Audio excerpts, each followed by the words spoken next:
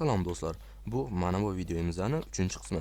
Agar u videoni ko'rmagan bo'lsalaring, hozirroq kanalga o'tib ko'rishingiz mumkin. Bo'lmasam biz boshladik. Endi biz Nezardan chiqib ketish yo'lini qidirishimiz kerak.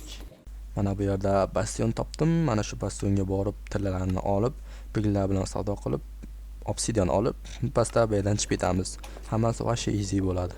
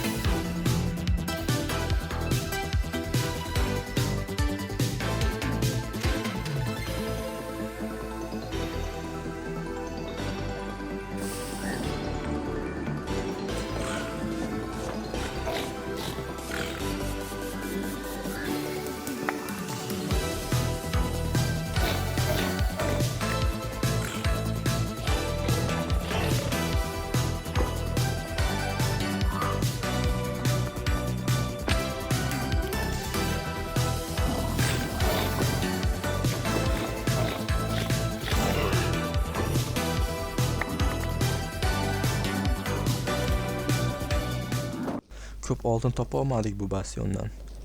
Va ustiga ustak piglinlar ham bizani aldashdi, obsidian beraman deb bermasdan. Va bu yerda boshqa bastion ham ko'rinmayapti, nimagadir. Yana boshqa usul ham bor oltin olish. Bu zombi piglinlarni o'ldirish. Mana bu yerda ularni o'ldirib, ulardan oltin donachalar olib, oltin yasab va piglinlar bilan yana savdo qilamiz. Lekin bu juda uzoq vaqt oladi, chunki ular unchalik ko'p oltin donacha chiqarmaydi, lekin olib bo'lmasa ekan bular. Biz qo'lda o'ldiramiz. Shularni o'ldirib, oltinlarni olib, yana savdo qilamiz.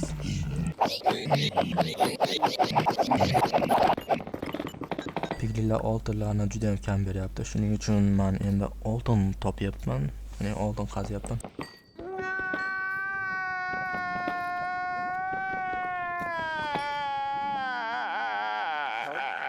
Birorta ham oltinni ilib qola olmadim. Hech qisi yo'q, davom etamiz. Zo'r shader bordi, Nezarda chiroyli ko'rsatadigan o'shani ahvoliga. Ana Nezar endi o'ta ham chiroyli bo'lib ketdi. Mana shu hamma to'plagan oltinlarimiz o'ylaymanki yetib qoladi. Ana piglin ham keldi. Oltin berib ko'ramiz. Shu obsidian bersin-da.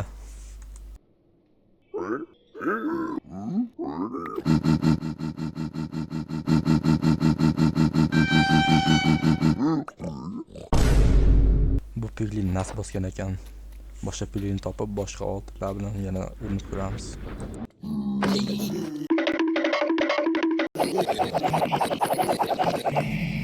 Ana yorvordik. Qani qancha o'pdi oltinlar. Bor yo'g'i 4 ta yig'ilibdi.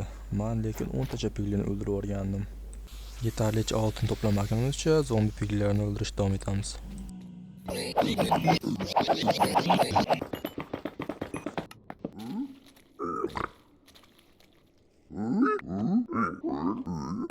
Obsidian baribir bermadi, bular qasam ichib qo'ygan shekilli.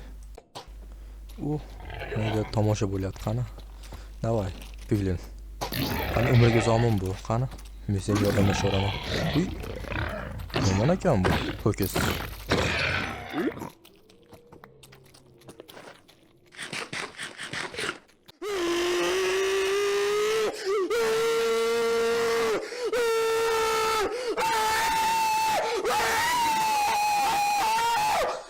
Oxiri charchab o'zimda Nether tepasiga qamab qo'ydim.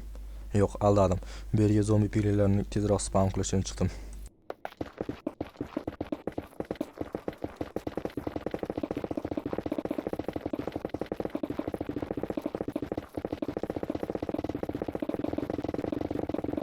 Ana, platforma tayyor.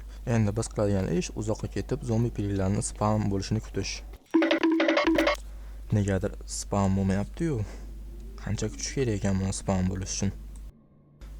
Agar bu usul ishlamasa, biz hamma narsamizdan ayrilamiz.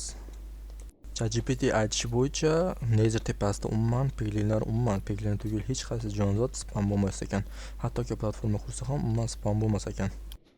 Bu yerda ishlasa spam bo'lmasa men qanday chiqib ketaman? Balki mana bunday qilib chiqib ketarman, ha?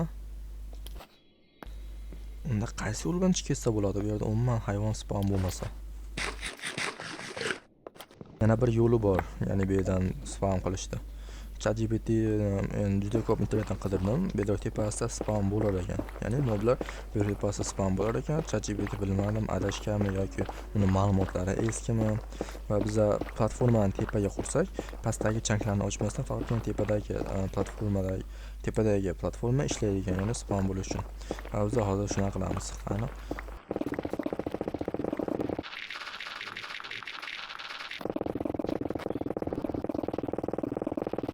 ana, platforma ham qurib oldik. Endi zombi piglinlarning paydo bo'lishini kutsak bo'ldi.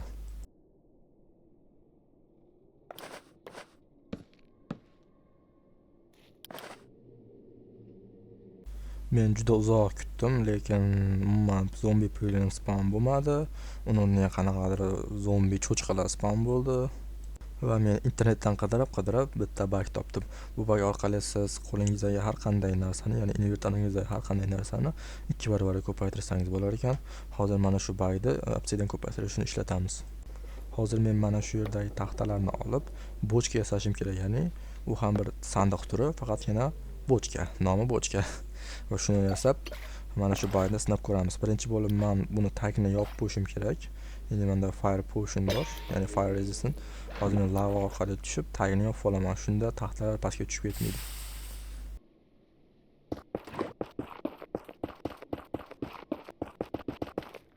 Ana endi taxtalarni olishni boshlayman. Bo'ldi. Endi bochkani yasaymiz. Ana bochkani yasab oldik. Endi bugni qanday ishlatishni o'rgataman.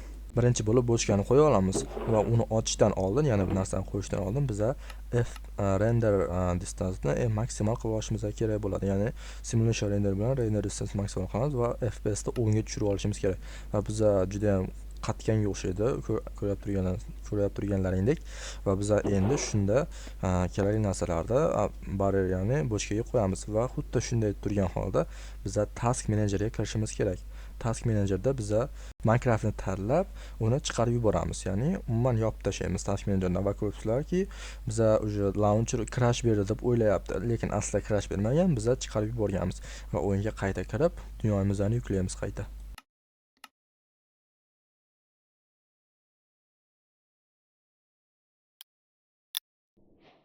Yo'l ham yuklandi. Ko'rib turganlaringdek, bizda invertorda ham, bochkada ham obsidian va ender pearllar paydo bo'ldi va bular soni 2 barobarga oshdi. Va biz yana xuddi shunday qilib davom etamiz va bizga portal uchun kerakli obsidian yig'ilmaguncha.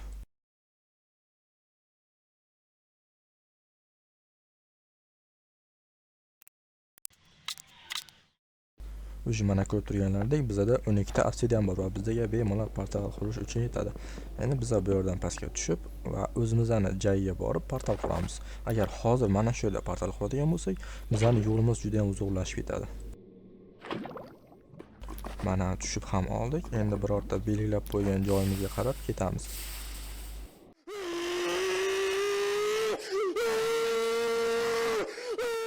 Mana biza ozgina bo'lsa ham yaqinlashib oldik uyga. Endi portal quramiz.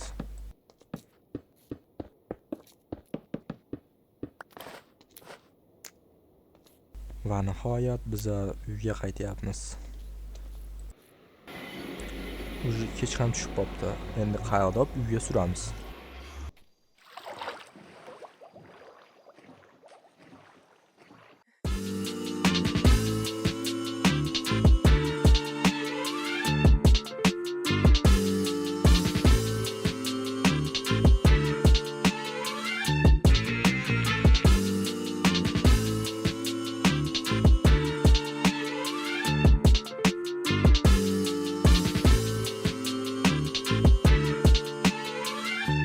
Va nihoyat uyimga yetib keldim. O'zimni jonajon uyim. Oddiy uyni bunaqa qattiq sog'inib qolaman deb o'ylamadim. Do'stlar, videomiz mana shu yerda tugaydi. Oxirigacha ko'rgan hammaga katta rahmat. Keyingi qismda biz juda ham katta fermalar yasaymiz. Men keyingi qismda juda ham samarali oltin ferma yasashni o'rgataman. Ya'ni mana shunday ferma yasashni rejalashtirib qo'yganman. Agar 4-qismini chiqishni xohlasalaring, 200 ta likedan keyin biz albatta chiqaramiz. Hammaga rahmat.